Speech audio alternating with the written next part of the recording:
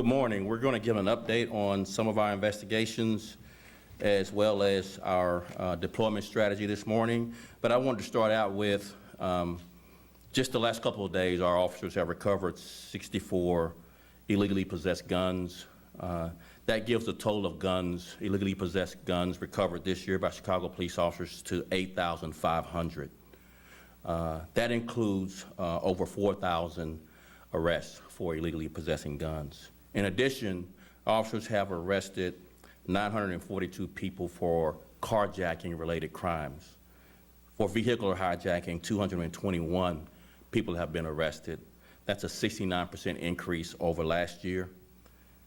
And 263 people have been arrested for possession of a stolen motor vehicle, and 458 have been arrested for criminal trespass to vehicle. All these categories are in the carjacking category, for a total of 942 people being arrested so far this year.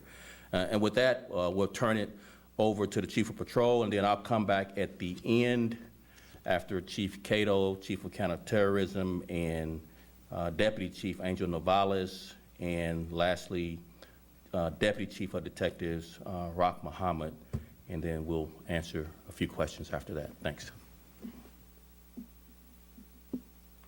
Morning, everybody. So I talked about our plan a little bit on Friday, what we did over the weekend. I'm going to reiterate some of the things that we did over the weekend that we'll continue through today. So we had our Emergency Operations Center up and running Friday, Saturday, Sunday, and Monday. It's running at the Office of Emergency Management and Communications. The purpose of the EOC is to facilitate and coordinate a response with all city agencies. It's staffed by 2 exempt members at all times, and we hold twice daily conference calls, the purpose of which is to update on emerging crime trends, any changes in deployments that we may have, and to facilitate any requests for city services across the city. We continue with our strategic-based deployments in all districts, which is based on an historic a year-to-date, a 28-day, and a 14-day crime analysis. All tactical, community safety team, and district deployments revolve around this analysis. We're paying a special attention to all parks, all beaches, all critical facilities, and any large gatherings across the city. We conducted a citywide warrant operation that started on Wednesday. We've made a total of 82 arrests so far that will continue through today. Each district has its own comprehensive strategy to focus on the unique problems within those districts. I'm going to highlight a couple of the examples from the south side, one from the west side, and one from the central business district. When you look at the Inglewood district or the 7th district, they focused on Moran Park in the area of 57th and Racine. They also focused on Beach 733. Both those locations have had a number of recent shootings. They're working with street outreach organizations such as the Inglewood Political Task Force and the Inglewood First Responders. The purpose of that is to help prevent any future shootings or any retaliatory shootings. When you look at the Harrison District or the 11th District, they were focusing on the Garfield Conservatory. They had a number of community complaints regarding large gatherings in that area, and there was also 2 recent mass shootings in that area in which 4 and 5 people were shot. We're also focusing on BD 1134 in the area of Albany and Flournoy. They've had a number of community complaints regarding large gatherings and narcotic sales, and there's also been a number of recent shootings in that area. The 11th District is also working with street outreach organizations named Breakthrough. They're also focusing on their business corridor in the area of Madison and Pulaski. They've had a number of community events in the 11th District. Just to name a couple of them, they had a rolling wreck at Monroe and Springfield. They had a movie night with CPD and with the block club of the 1000 and 1100 block of North Monticello. When you look at the near North District or the 18th District, they're focusing on the Hubbard Street business corridor or the River North area. There's been a number of recent shootings in that area, the first of which occurred back on the 18th of July. It's also been, there's focus of a viral video that you're all aware of from last week. In that area, we're taking a comprehensive approach in solving that problem. We're working with our local elected officials. We're conducting outdoor roll calls in those areas. There was a substantial increase in police presence in the River North area throughout the weekend. We're working with business affairs and consumer protection. We're also working with streets and sanitation to tow all illegally parked vehicles. And we're also strictly enforcing any quality of life issues in that area, including drinking on the public way or public indecency. With that, I'll turn it over to Deputy Chief, Chief Cato.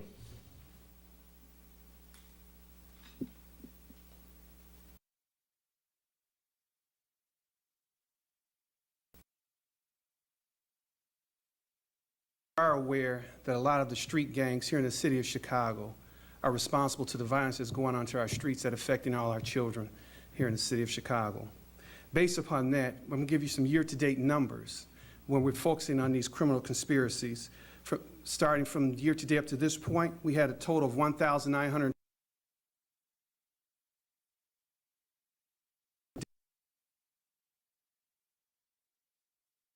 $300 million. 4,912 kilos of narcotics. Vehicle seized 183. When we look at the past 28 days, we're looking at a total of arrests of 138, 15 weapons recovered, a total estimated street value of narcotics approximately 39 million, narcotics kilos recovered 382, vehicles seized 8. The following gangs have been charged in criminal conspiracies are the Gangster Disciples, Conservative Vice Lords, Traveling Vice Lords, Four Corner Hustlers. At this point, I turn it over to Deputy Chief Navalis.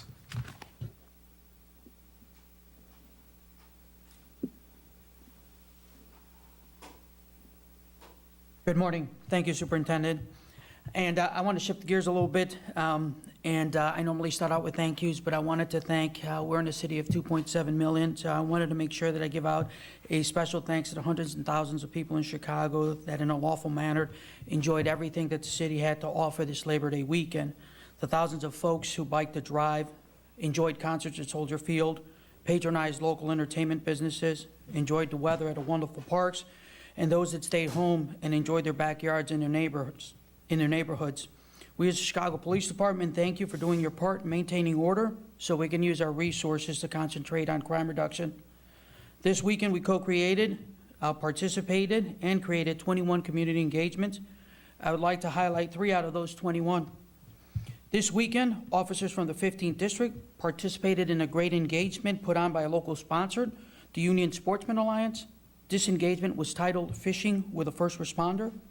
The Sportsman Alliance provided all the necessary equipment to make this engagement possible. This engagement was held at Columbus Park. Kids and police officers had the opportunity to engage in conversations, share laughter, and ultimately work on getting closer.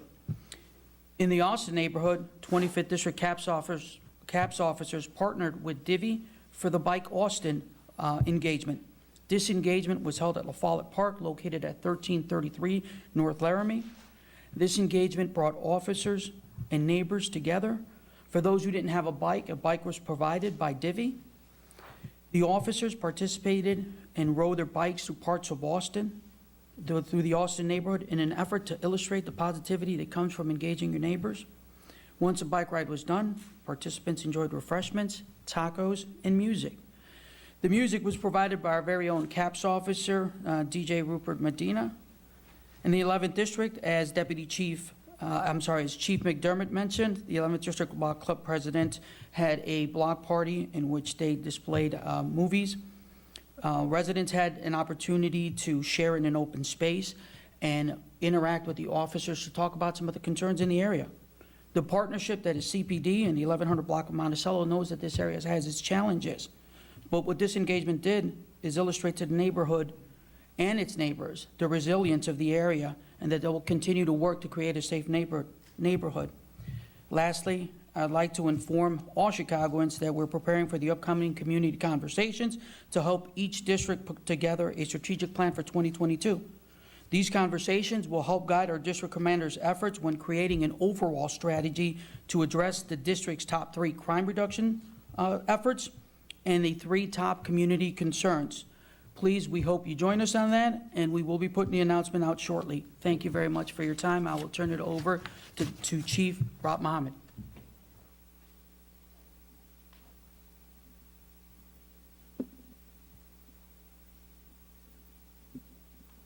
Good morning. I'm Deputy Chief Muhammad of the Detective Division, and I will go through a few of the shootings that we had this weekend.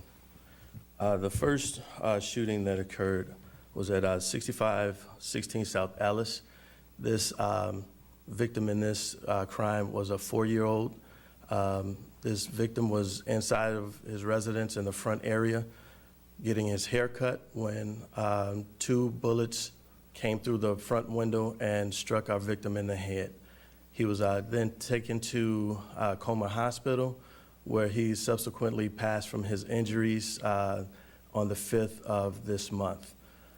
In this incident, we detectives were out canvassing the area, looking for all possible videos, talking to witnesses, and things of that nature. And so far, we are still doing that. However, we definitely need the help from the public to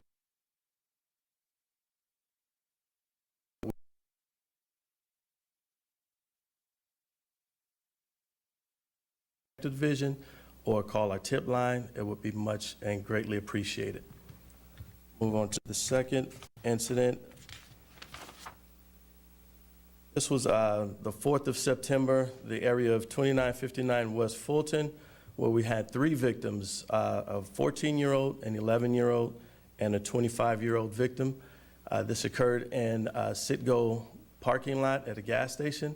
This was a back-to-school event that was hosted by the neighborhood. At that time, there were multiple shots that were fired into that crowd, causing the injuries of our victims. The one victim, a 14-year-old, sustained a gunshot wound to his right ankle. Our 11-year-old victim sustained a grazed wound to the hip, and our third victim sustained 2 gunshot wounds to the chest, 2 gunshot wounds to the abdomen, and he was transported to Mount Sinai Hospital. In this incident as well, we were able to recover a vehicle that was used in this crime, and our detectives are still investigating this crime as well.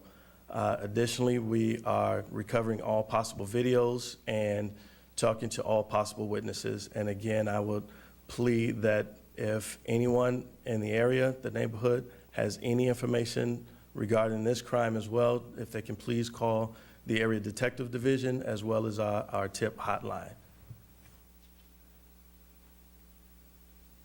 Our next shooting occurred 8508 South Marquette, 4th of September at approximately 1950 hours. This is on the southeast side. This is where our victim is a 13-year-old victim. He was inside of the basement area of his home with friends, and someone shot into that basement window as well. So at this point, detectives are out today canvassing as well, looking for additional videos, anything of investigative value that they can help to further this investigation as well. We're working with the family to identify the possible witnesses that this young man was in the basement with, so that we can have a conversation with those individuals. But until then, the plea goes out again. If we can have anyone who has knowledge of this crime, of this shooting, if they can please contact Area 2 Detective Division, as well as give anonymous tips through our hotline. And one of the last shootings, we have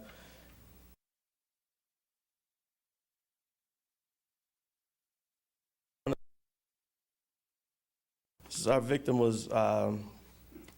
is, I should say, 14 years old. He was walking to his vehicle with his father when shots rang out. At this point, that's all that we have on that information, on that particular scenario and scene. But if there's anyone that has any other information, please contact us. We're canvassing the area, looking for videos, speaking to witnesses, speaking to the other surviving victim of this case to further this investigation. Lastly, this occurred 5 September in the area of 55 East Garfield. We have 2 victims, a 17-year-old and an 18-year-old. Our 17-year-old victim was inside of a vehicle traveling home after a party when shots rang out in this situation. We're working with both individuals to ascertain more information that will hopefully lead to an arrest of an offender. So with that, I will turn it over to the superintendent. And before we take questions, let me just address an issue that obviously is prominent on our minds and obviously should be for the public and each of you in the media gallery is, why so many young people, why so many children are being shot? What are the circumstances? What are we doing to address those circumstances? Let me highlight the circumstances from a kind of a broader sense, not an individual case. There's likely 3 circumstances where our young people are being harmed by gunfire. One is someone else is being targeted, and innocent bystanders are our children, and they get shot. Another circumstance is the targeted person is visiting a relative during a holiday or during a family gathering, and they're being targeted. And the family members are being shot as innocent bystanders. And lastly, there's obviously some circumstances where there's mistaken identity. Our young people are mistakenly identified as someone that they want to target. These offenders want to target, and they mistakenly shoot them as. Likely, there are very few, if any, circumstances where our young people are directly being targeted. It's always some other offender, gang member, criminal network, some beef, and they're targeting some adult, and young people are nearby, and they are shot as innocent bystanders. Some things we can do, I would like to share just more from a personal standpoint than professional, being a person of color, being a black man. Many of these offenders and victims are people of color. It's too high a number. It is unacceptable. And I have family members that I don't invite over for family gatherings just because of some of the issues that come with that family member that is living a life of crime. I don't want to bring into my home. And I would just not in a condescending way encourage you as a family to protect your children from people in the family that are on the wrong side of the law. Secondly, this is directly to the offenders who are being targeted. You know the life you lead. You know that you're being targeted or that you've done something to cause this retribution from some rival gang or some rival person. Why are you continuing to be around young people, our children? That's on you. We will hold offenders accountable, but why are you living a life of crime involving innocent 4-year-olds or 13-year-olds or 11-year-olds? Stay away from children if you want to live that life. You're harming this community.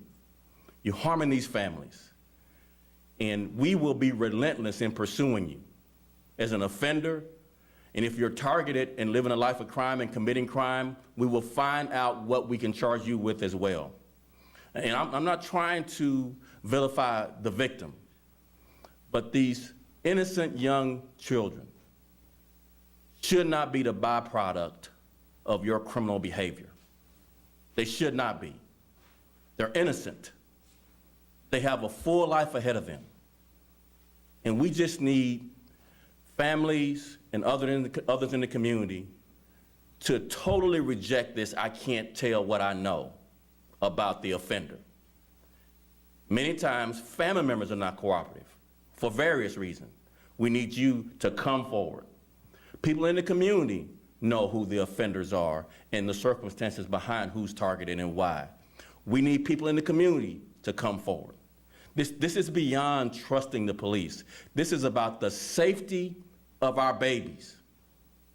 And we need you to set aside whatever concerns you have regarding whether or not the police can be trusted, and just do it for these innocent young people.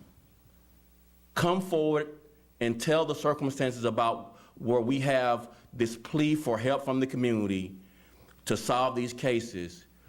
We need the community. It's really a two-way street. The community needs the police, and they need the police to respect you, and the police absolutely needs the community to do our job. And with that, I'll take questions. Yes. It seems like you guys are doing things in the community trying to help us, but we're still seeing all these shootings. I have one question, particularly, when you catch these offenders, do you once speak to their parents, and what are they saying, or are they just tight with the situation that their kids are being put in? Many times there's apprehension about talking to the police, oftentimes from victims. Not necessarily young people, but you know, this apprehension goes as far as many times victims are not cooperative initially. And we have to keep at it. We have to come back with a different tactic to communicate, to ensure they understand we're just trying to protect you. We're trying to take this offender off the street. Secondly, I think there is this dynamic of fear in the community that these people will retaliate against them. That's legitimate.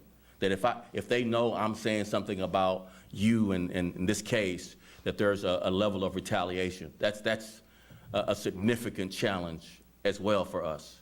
And so coming forward anonymously, doing things in a way that you're not outed, that you know, offenders don't know it was you, is something we would want to convey to the public. A great question is that we got to just overcome whatever apprehension we have and talk about it openly for our babies, for these young people to live a full life. And even like with the parents with the offenders, a lot of times these are teenagers that are out there doing these crimes. What are the parents saying? So many times the family structure is not such that you would necessarily have an influential family member. Likely it could be a grandmother, aunt, could be someone that's not even, you know, in the family structure that has the greatest influence. You know, that's what we like about school being back in. Many times teachers and principals have great influence over these young people. And with school being out, we lost that level of influence that the schools had. So there's various levels of functionality in the family that we have to figure out. Many times, maybe the father is not the person or the mother's not the person that influenced the offender to either be cooperative and or change their behavior. So it is a very complex, challenging issue. But the bottom line is this: whatever we've got to resolve in this community to be able to bring these offenders to justice for our children should be worth it. It should be worth whatever risk you have to take as a community member. It should be worth whatever family structure you have. You know, I love some members of my family, but they're not coming to my house for Christmas because of the life they lead. And I make that very clear. And that's the kind of tough love many of our families in the community have to exhibit to protect these 4-year-old, 5-year-olds, 10-year-old, 11-year-olds who are innocent, you don't have anything to do with this criminal lifestyle, and they are hit by gunfire. Many, tragically, we lose because of it. I was having a really interesting conversation with a woman on the west side of Chicago. Her son was shot and killed on 4th of July a couple of years ago. And she was talking about kind of semantics, that there really are no unintended targets. That when gang members are going to target that person they're targeting, and they get a baby, or they get an aunt, or they get a grandma, well, so be it. It's not, I mean, it's not that they're really unintended. It's retaliation, it's revenge, and it was just an interesting perspective she was giving. I will certainly never push back on a grieving mother who's been through this. I would say that, and what we've been talking about as well, is likely all of what we're dealing with as a city. I believe we had several questions. Yes. Yeah, Alderman Brendan Riley sent you a letter last week that got reported on after the attack on Wednesday at Chase Bank, with the communications in the previous meeting, complaining that there's a lack of police manpower downtown, particularly State Street corridor. Sounds like you guys may be taking some steps this week. Can you talk a little bit more about some of the concerns he raises in that letter and what you're doing? We already did. I can bring Chief McDermott back up. We don't have anything to add other than what we've talked about on Friday, and then we talked about it again this morning. What do you think of his proposition in the letter that downtown is the economic engine of the city and absolutely has to be protected? I wouldn't disagree with that. But again, we in detail talked about our strategy downtown, and it's been in place since we had this rash this year earlier in July. We reiterated it Friday, and we again talked in detail about what we're doing and the resources we committed to that area. But again, we also highlighted, and I want to make clear, the things we're doing on the south side of Chicago as well as the west side of Chicago. Downtown is important, but our neighborhoods are important as well. And we want to make sure if you write this response in your report in the media that you talk about the things we're doing on the west side, south side, as well as what we're doing downtown. Yes, you had another question? I do. In specifics, I know you said in general those comments when you started out about kids getting shot and gang activity. Specifically with the 4-year-old, were you able to identify who that target was inside of the home, or are you still working on that? We're still working on getting cooperation from all involved. That was the point of my commentary. I really want people in the community to push through their concerns for our young people's safety as it relates to bringing information to us to be able to bring these offenders to justice. Did you have a question? Okay, thank you very much. With the vehicle, just a quick question to follow up, with the vehicle with the back-to-school shooting, you guys said you recovered a car near the scene. I just wondered what specifically where that car was found and what's going on with that. Yeah, Rock, you want to just update her on that? You know what? Let's walk off and we'll get you on, Okay, offline, okay? yeah. Great.